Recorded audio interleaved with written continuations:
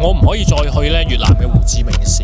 因為再去呢度咧實在好玩到咧，你冇辦法翻到嚟中國。Hello， 我係越南南哥。今日講一講咧越南嘅胡志明市咧，對於我嚟講咧有咩最深刻嘅體會啦？其實多年啦，越南咧胡志明市以前叫西貢咧，西貢係一個咩地方咧？喺200年前啦，法國佬咧喺呢個地方登陸，由嗰陣時開始咧，其實呢度咧已經係一個非常之繁忙嘅歷史中心城市，叫做咧東方巴黎嚇。咁裏邊咧亦都係 remix 翻非常之有錢嘅華人啦，同埋西洋嘅文化啦，大型嘅貿易海港啦。喺當年咧100年前咧，呢度非常之繁榮。喺60、70年代咧，呢度嘅經濟咧，甚至乎咧接近追平新加坡同埋香港添嘅。所以你嚟到呢度咧，你會睇到咧好多當其時法國佬留落嚟嘅所有嘅歷史文化，美食非常之多啦。有我哋華人嘅南洋特色麵館，特別係啲大蝦麵非常之正，亦都有咧法國非常之浪漫嘅教堂啦、燈飾啦，成個法國歐洲嘅街道，佢係圓形加